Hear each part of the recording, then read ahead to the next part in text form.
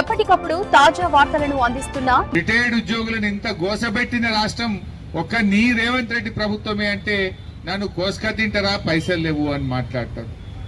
పైసలు లేక కాదు, రేవంత్ రెడ్డికి మనసు లేక సమస్య వచ్చింది. ఎందుకు ఈ మాట నేను అంటున్నా అంటే ఆధారాలతో సహా చెప్తున్నా. ఇవాళ రేవంత్ రెడ్డి ముఖ్యమంత్రి అయిన తర్వాత 96,000 కోట్ల రూపాయల కొత్త టెండర్లు పిలిచాడు. 96,000 కోట్ల పనులు ఈ రాష్ట్రంలో జరుగుతూ ఉన్నాయి. అవి ఇంటిగ్రేటెడ్ స్కూళ్లు కావచ్చు, ఫ్లైఓవర్లు కావచ్చు, ఇరిగేషన్ డిపార్ట్మెంట్ లో లిఫ్ట్ ఇరిగేషన్ స్కీములు కావచ్చు, రోడ్లు కావచ్చు, ఇట్లా 96,000 కోట్ల రూపాయల కాంట్రాక్టులకు కొత్తగా టెండర్లు పిలిచాడు. నంబర్ 1. 30,000 కోట్ల రూపాయలు బడా కాంట్రాక్టర్లకు బిల్లులు చెల్లించాడు. దానికి డబ్బులు ఉన్నాయి. నిన్న మూసి ప్రజెంటేషన్ ఇచ్చిండు. 10,017 ఇండ్లు కూలగొడతా అంటుండు. 10,017 ఇండ్లు కూలగొడితే ఇంటికి ₹1,00,00,000 వేసినా 10,000 కోట్ల రూపాయలు ఆ ఇండ్లకు కావాలి. 3,300 ఎకరాలు భూమి సేకరిస్తా అంటుండు.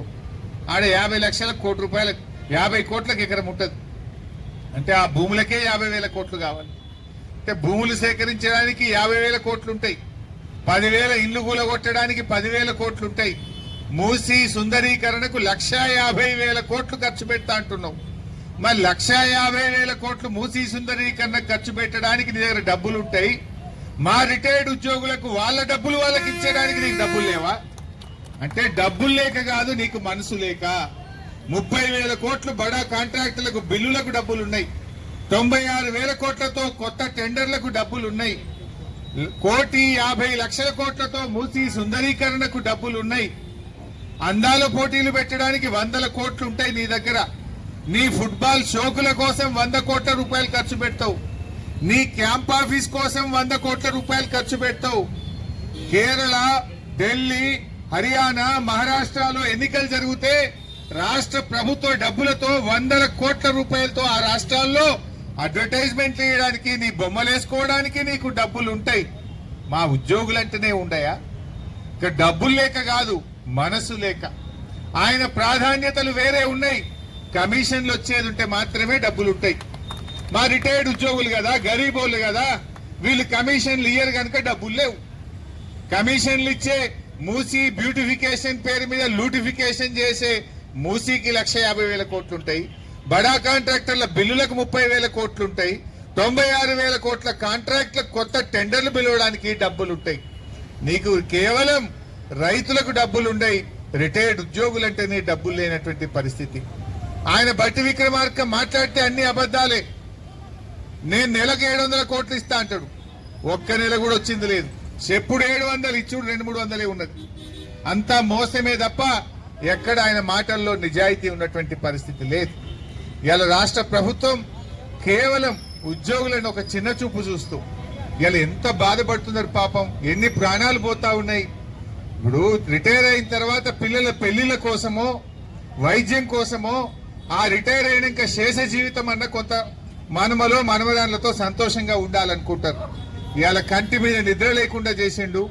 ఇవాళ ఎన్ని ప్రాణాలు పోయినాయంటే దాదాపు రాష్ట్రంలో 60-70 రిటైర్డ్ ఉద్యోగులు పెన్షన్ బెనిఫిట్లు రాక, మనోవేదనతో వైద్యం అందక ఇవాళ 60-70 మంది రిటైర్డ్ ఉద్యోగుల ప్రాణాన్ని పొట్టన పెట్టుకున్నాడు రేవంత్ రెడ్డి. 60-70 మంది చావుకు కారణం రేవంత్ రెడ్డి ప్రభుత్వం. ఇలా మైసయ్య అనే ఒక ఎస్ఐ ఖమ్మం జిల్లాలో ఆయన పాపం వైద్యం అందక ఆసుపత్రిలో ప్రాణాలు విడిచిండు మైసయ్య. 30 లక్షలైనవి, అప్పు హుట్టట్లే, వైద్యానికి డబ్బులు లేవు, రిటైర్మెంట్ డబ్బులు రాక మైసయ్య చనిపోయినటువంటి పరిస్థితి. మొన్న హన్మకొండలో స్టేషన్ గన్పూర్ ఎస్ఐ శ్రీనివాస్ పాపం వైద్యం అందక ఆసుపత్రిలో ట్రీట్మెంట్ అందక ఆయన తన బాధను సోషల్ మీడియాలో వెళ్లబుచ్చుకున్నటువంటి పరిస్థితి మనం చూసాం. అట్లే కొండయ్య టీచర్ గారు, రేవంత్ రెడ్డి గారి సొంత ప్రాంతం, ఆ రిటైర్డ్ ఉద్యోగి కొండయ్య సావు బతుకుల్లో మంచం మీద ఉండి నా దాచుకున్న డబ్బులు, నా పెన్షన్ బెనిఫిట్లు దయచేసి అందియండి అని చెప్పి ఉపాధ్యాయుడు కొండయ్య మొరబెట్టుకున్నటువంటి బాధలు మనం చూసాం. అదేవిధంగా బాలకిషన్ సిఐ గారు పాపం ఆయన రిటైర్మెంట్ బెనిఫిట్లు రాక బిడ్డను అల్లుడు ఇడిచిపెడితే ఆ మనోవేదనతో గుండెపోటు వచ్చి బాలకృష్ణ సిఐ గారు వరంగల్లో చనిపోయిన పరిస్థితి మనం చూసాం. ఇంకా ఎన్ని ప్రాణాలు పోవాలి? ఇంకెన్ని ప్రాణాలు పోతే రేవంత్ రెడ్డి గారికి సోయ వస్తుంది? రేవంత్ రెడ్డి గారికి ఇంకా ఆయన ఎప్పుడు కళ్ళు తెరుస్తాడో అర్థమైతలేదు. అయితే ఇక్కడ ఒక విషయం చెప్పాలి మీకు. తెలంగాణ వచ్చిన తర్వాత మరి బీఆర్ఎస్ ప్రభుత్వం ఉన్నప్పుడు 92,582 మంది ఉద్యోగులు రిటైర్ అయ్యారు. 92,582 మంది 9.5 ఏళ్ల బీఆర్ఎస్ కాలంలో రిటైర్ అయ్యారు. చాలా మందికి రిటైర్ అయిన రోజే ఇచ్చాం, తప్పితే నెల లోపల అందరికీ డబ్బులు ఇచ్చాం. అంటే ఆ రోజు కేసీఆర్ గారు ఇవ్వగలిగినప్పుడు నువ్వెందుకు ఇస్తలేవు? అంటే నీకు మనసు లేదు, నీ ప్రాధాన్యతలు వేరున్నాయి. 2014-15లో 14,698 మంది రిటైర్ అయిండ్రు. 15-16లో 17,250 అయిండ్రు. అదేవిధంగా 17-18లో 18,591, 18-19లో 13,651, 19-20లో 7,414, 20-21లో 8,344, 21-22లో 9,337. ఇట్లా ప్రతి సంవత్సరం కలిపి 92,582 మంది ఉద్యోగులు బీఆర్ఎస్ పాలనలో రిటైర్ అయిండ్రు. ఆ రోజు కేసీఆర్ గారు రిటైర్డ్ ఉద్యోగులకు రావాల్సిన బకాయిలు ఎప్పటికప్పుడే ఆనాడు బీఆర్ఎస్ ప్రభుత్వం చెల్లించింది. ఇవాళ రేవంత్ రెడ్డి చెల్లించకపోవడానికి కమిషన్లు రావు గనుకనే ఇవాళ ఆయన రిటైర్డ్ ఉద్యోగులకు బెనిఫిట్లు ఇవ్వకుండా ఇవాళ ఇబ్బంది పెట్టినటువంటి పరిస్థితి మనందరం కూడా చూస్తా ఉన్నాం. ముఖ్యంగా ఈ ప్రభుత్వం ఎంత దుర్మార్గంగా ఉందంటే పీఆర్సీ కమిషన్ రిపోర్ట్ అయితే వస్తలేదు, దాన్ని అడగకుండానే ఎక్స్టెన్షన్ ఇస్తున్నారు. ఈ రిపోర్ట్ వస్తే పైసలు ఇవ్వాల్సి వస్తుందని, జీతాలు పెంచవలసి వస్తుందని పీఆర్సీ కమిషన్ కు ఆటోమేటిక్ ఎక్స్టెన్షన్లు ఇస్తా ఉన్నారు. అదే విద్యా కమిషన్ రిపోర్ట్ వచ్చింది. అదెంత గొప్ప రిపోర్ట్ అంటే టీచర్లకు జీతాలు ఎక్కువ ఉన్నాయి, తక్కువ చేయమంటుంది. నీ పని విద్యా కమిషన్ రిపోర్టా, జీతాల రిపోర్టా? జీతాలకు రిపోర్ట్ ఇవ్వాల్సి ఉంటే నువ్వు అది పీఆర్సీ ఇస్తుంది, విద్యా కమిషన్ ఎందుకు ఇవ్వాలి?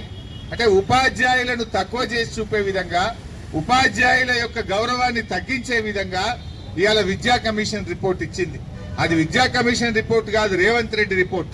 రేవంత్ రెడ్డి ఆలోచనలకు అనుగుణంగా ఆయన రిపోర్ట్ ఇచ్చినటువంటి పరిస్థితి ఉంది. ఉపాధ్యాయులకు జీతాలు ఎక్కువ ఉన్నాయి, తక్కువ చేయాలనేటువంటి రీతిలో ఇవాళ ఉపాధ్యాయులను అవమానపరిచే విధంగా ఆ విద్యా కమిషన్ రిపోర్ట్ ఒకవైపు ఉన్నది.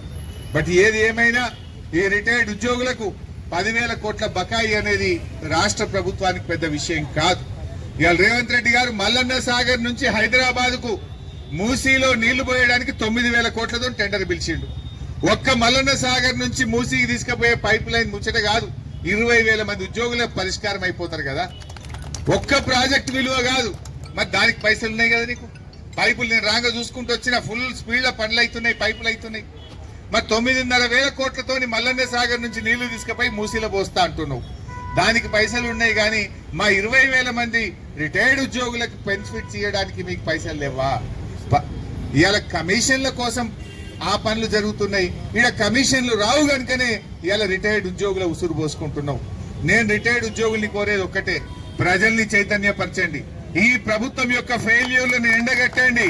ఈ ప్రభుత్వం ఏ రకంగా రైతుల్ని మోసం చేసింది. 3 సార్లు రైతు బంద్ వేయలేదు, పంటల బీమా రాలేదు, రైతు బీమా రావడం లేదు, పంటలకు బోనస్ రావడం లేదు, ఇవాళ రుణమాఫీ జరగడం లేదు. రైతుల్ని ఎట్లా మోసం చేసిందో ప్రజలను చైతన్యపరిచే పని చేయండి. ఇవాళ ఉద్యోగులను సంఘటితం చేయండి. ఇవాళ ఆర్టీసీని ప్రభుత్వంలో విలీనం చేస్తామని ఆర్టీసీ ఉద్యోగులను కూడా మోసం చేసిండ్రు. మహాలక్ష్మి ఇస్తామని మహిళల్ని మోసం చేసిండ్రు. ఇలా అన్ని మోసాలే. 6 గ్యారంటీలని బాండ్ పేపర్ల మీద సంతకాలు పెట్టి ఇవాళ ప్రజల్ని మోసం చేసిండ్రు. చివరికి మిమ్మల్ని కూడా మోసం చేస్తా ఉన్నారు. దీనికి ఒకటే, తప్పకుండా మేము అసెంబ్లీలో మీ గొంతుకై ప్రశ్నిస్తాం. మీ గొంతుగా, మీలో ఒకటిగా మీ బాధను తప్పకుండా శాసనసభ వేదికగా ఈ ప్రభుత్వం మీద ఒత్తిడి పెంచుతాం. ప్రభుత్వం మెడలు వంచుతాం. మీ బకాయిలు వచ్చే విధంగా బీఆర్ఎస్ పార్టీ పక్షాన మేము పోరాడతామని చెప్పి మీకు ఈ రోజు హామీ ఇస్తా ఉన్నా. శాసనసభను స్తంభింపజేసైనా సరే ప్రభుత్వం మీద ఒత్తిడి పెట్టి ఈ ప్రభుత్వం మెడలు వంచి మీ బకాయిలు చెల్లించడం కోసం పూర్తి సర్వశక్తులు పెట్టి శాసనసభలో మీ పక్షాన పోరాడతామని చెప్పి రాష్ట్రంలోని రిటైర్డ్ ఉద్యోగులందరికీ నేను ఈ సందర్భంగా హామీ ఇస్తా ఉన్నాం. ఎందుకంటే ఇది చాలా న్యాయమైనటువంటిది. ఈ వయసులో ఈ ఉద్యోగులను మనోవేదన గురి చేయడం మంచిది కాదు. వాళ్ళు ప్రశాంతంగా ఉండాల్సిన శేష జీవితం, సుఖంగా పిల్లలతో మనమలతో ఉండాల్సినటువంటి సమయంలో వైద్యానికి డబ్బులు లేక పిల్లలకు ఇచ్చిన మాట నిలుపుకోలేక ఇవాళ అనేక సూటిపోటి మాటలు పడుతూ ఆ వేదన తట్టుకోలేక గుండెపోటుతో ఇప్పటికే 60 మంది చనిపోయినారు. ఇంకెంతమందిని చెప్తావు రేవంత్ రెడ్డి? చాలదా 60 మందిని పొట్టన పెట్టుకున్న జాలదా నీకు? నీకు ఇంకా నీ మనసు కరుగుతలేదా? నీ గుండె కరుగుతలేదా? ఎందుకు వీళ్ళని ఇవాళ రోడ్ల మీద కూర్చొని పెడుతున్నావు? ఇళ్లలో ఉండాల్సిన ఉద్యోగులు ఇవాళ రిటైర్ అయినాక 30 ఏళ్లు సేవ చేసినాక ఇవాళ రోడ్డు మీదకి తెచ్చిన వాళ్ళ జీవితాలను మండు టెండర్లో ఇవాళ నిరాహార దీక్షలు చేసేటువంటి పరిస్థితి రిటైర్డ్ ఉద్యోగులకు వచ్చిందంటే ఈ ప్రభుత్వ చేతగానితనం వల్ల, ఈ ప్రభుత్వానికి ఉద్యోగులంటే లెక్కలేనితనం వల్ల ఈ రకమైనటువంటి పరిస్థితి ఏర్పడ్డది.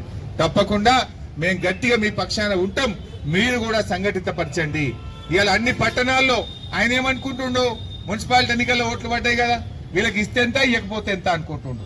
బిడ్డ నీకు సురుకు పెడితే, నీకు కర్రు కాల్చి వాత పెడితేనే నువ్వు చక్కగా అవుతావు. ఇవాళ మా ఉద్యోగులు, మా రిటైర్డ్ ఉద్యోగులు కూడా సంఘటితమవుతున్నారు.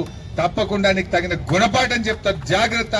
ఇప్పటికైనా ఈ వచ్చే బడ్జెట్ లో బట్టి విక్రమార్క గారిని ఈ వేదిక నుంచి నేను డిమాండ్ చేస్తా ఉన్నా. రిటైర్డ్ ఉద్యోగుల పక్షాన నేను డిమాండ్ చేస్తా ఉన్నా. 3 లక్షల కోట్ల బడ్జెట్ పెడుతున్నావు కదా, 3 లక్షల కోట్ల బడ్జెట్ లో 10,000 కోట్లు మా రిటైర్డ్ ఉద్యోగుల బకాయిలు ఇయ్యలేవా? నువ్వు ఏంది నీ ప్రభుత్వం వచ్చినాక ఈ 2 ఏళ్ల 3 నెలల్లో 1,55,000 కోట్ల FRBM అప్పులు తెచ్చినావు. 1,55,000 కోట్లు తెచ్చినావు కదా, అందుకే 10,000 కోట్లు మా రిటైర్డ్ ఉద్యోగులకు ఇయ్యలేవా? బడా కాంట్రాక్టర్లకు ఇస్తావు, పెద్ద పెద్ద టెండర్లు పిలుస్తావు, కమిషన్లు వచ్చే పనులు మాత్రం చేస్తావు. ఇవాళ దయచేసి బట్టి గారు ఈ రిటైర్డ్ ఉద్యోగుల వేదన అర్థం చేసుకో. ఈ బడ్జెట్ లో ప్రత్యేకంగా 10,000 కోట్లు పెట్టి రిటైర్డ్ ఉద్యోగుల బకాయిలన్నీ చెల్లించే విధంగా బడ్జెట్ రూపకల్పన చేయాలని చెప్పి కూడా ఆర్థిక మంత్రి గారిని డిమాండ్ చేస్తూ అందరికీ నమస్కారం. జై తెలంగాణ. సాగర్ నుంచి హైదరాబాద్ కు మూసీలో నీళ్లు పోయడానికి 9,000 కోట్లతో టెండర్ పిలిచిండు. ఒక్క మల్లన్న సాగర్ నుంచి మూసీకి తీసుకుపోయే పైప్ లైన్ ముచ్చట కాదు, 20,000 మంది ఉద్యోగులకు పరిష్కారం అయిపోతారు కదా. ఒక్క ప్రాజెక్ట్ విలువ కాదు, మరి దానికి పైసలు ఉన్నాయి కదా నీకు.